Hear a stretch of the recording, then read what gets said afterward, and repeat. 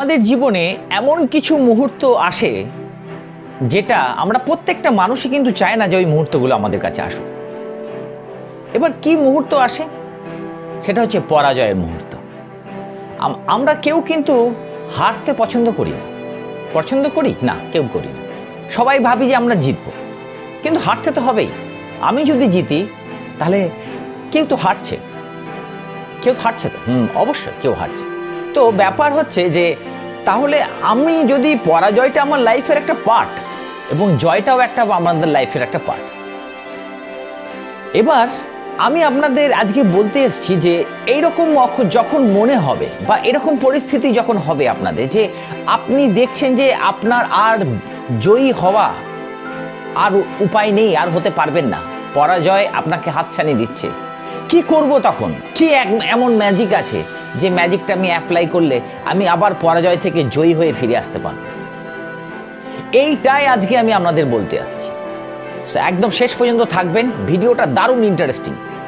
দুটি শব্দ আমাদের ব্যবহার করতে হবে।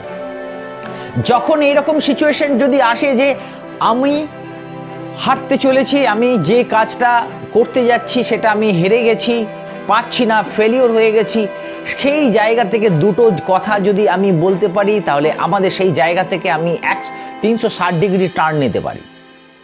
একটা কি?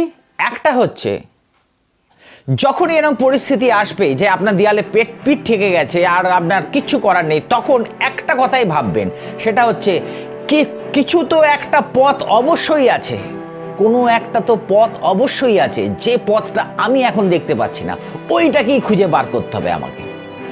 এই ওয়ার্ডটা, এই শব্দটা, এই সেন্টেন্সটা আপনি বলতে থাকুন যে একটা তো পথ অবশ্যই আছে, ওই পথটাকে খুঁজে বার করতে হবে। যখন আপনি এইটা বলতে শুরু করবেন তখন আপনি দেখবেন যে আমাদের যে, আমি আগের ভিডিওতেও বলেছি যে আমাদের যে ইউনিভার্সাল পাওয়ার আছে ওইটা একসেপ্ট করবে আমাদের কথাটা এবং আমাদের সেই পথটা কিন্তু খুঁজে দেবে। এবং এইটা নিয়ে যখনই আমি নিজের মনের মধ্যে বলতে থাকবো একটা পথ আছে, খুঁজে বার করতেই হবে, তখনই দেখবেন একটা সলিউশন আপনার সঙ্গে সঙ্গে আসবেই। আমি নিজে প্র্যাকটিক্যাল পেয়েছি, আমি তাই আপনাদের বলছি, আসবেই। শুধু এইটা বারবার বলতে থাকুন যে একটা পথ অবশ্যই আছে, তাহলেই দেখবেন আপনার ম্যাজিক হয়ে গেল। আর দ্বিতীয়টা কি? দ্বিতীয়টা হচ্ছে যে যখনই দেখবেন এইরকম কিছু হচ্ছে বা এরকম সিচুয়েশন আছে, তখন এটা বলতে হবে যে ইচ্ছা থাকলেই উপায় হয়। এই কথাটা কিন্তু আপনার রিপিটলি বলতে হবে। সেকেন্ড কথাটা হচ্ছে ইচ্ছা থাকলেই উপায় হয়। কেন বলবেন বলুন তো? কারণ যখন দেখবেন আপনার পিঠ ঠেকে গেছে তখন আপনার একটা কঠিন কোনো একটা কাজ করতে হবে, এরকম যখন সিচুয়েশন আসে তখন মনটা কিন্তু দুর্বল হয়ে যায়।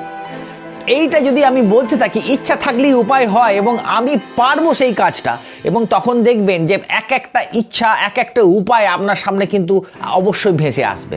এবং এইটাকে আপনাদের কন্টিনিউয়াসলি যখনই হেরে যাওয়ার, পরাজয়ের সম্মুখীন হতে চলেছেন তখন এইটাকে বলতে থাকুন, এবং এর আগে দুটো ওয়ার্ড যদি কন্টিনিউ বলতে থাকি তাহলে আমাদের প্রত্যেকটা কাজে সফলতাটা আসবেই এবং পরাজয়কে আমাদের কাছে হার মানতে হবে। কারণ আমরা কিন্তু কেউ হার মানতে এখানে আসিনি, আমরা এখানে জিততে এসেছি, এবং সেই জেতার জন্য আমাদের যতটুকু দরকার, আমাদের ভেতরের যতটুকু শক্তি আছে সব দিয়ে আমরা ঝাঁপিয়ে পড়ব, এবং সেটা যে কোনো কাজে সফলতাই হোক বা যে কোনো কাজেই হোক না কেন। তাই আমাদের একটা কথাই, এই দুটো কথাই আমাদের কিন্তু মনে রাখতে হবে।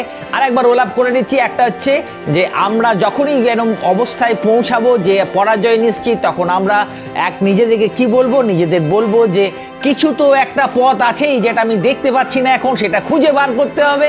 আর একটা পথ হচ্ছে যে যদি কোনো কঠিন পরিস্থিতি হয়েছে তবু আমরা ইচ্ছা থাকলেই উপায় হবে, এইটা আমরা বারবার বলবো নিজেকে, এবং বলে নিজেকে চার্জ আপ করবো, এবং আমাদের দেখবেন যে জয়ের জন্য যে পথগুলো দরকার সেগুলো আপনাকে হাতছানি দিচ্ছে এবং সেখান থেকে আপনি সফলতা পাবেন। এটা আমি আপনাদের প্র্যাকটিক্যাল করতে বলছি, করে দেখুন। আমি বলবো যে এটা ভালো রেজাল্ট পাবেন এবং এটাতে আমাদের অনেকটা ইন্সপায়ার হবে, আমাদের পরাজয়টাকে আমরা অনেকটা জয়ে কনভার্ট করতে পারবো। ওকে, আবার একদিন আসবো নতুন কোনো টপিকস নিয়ে।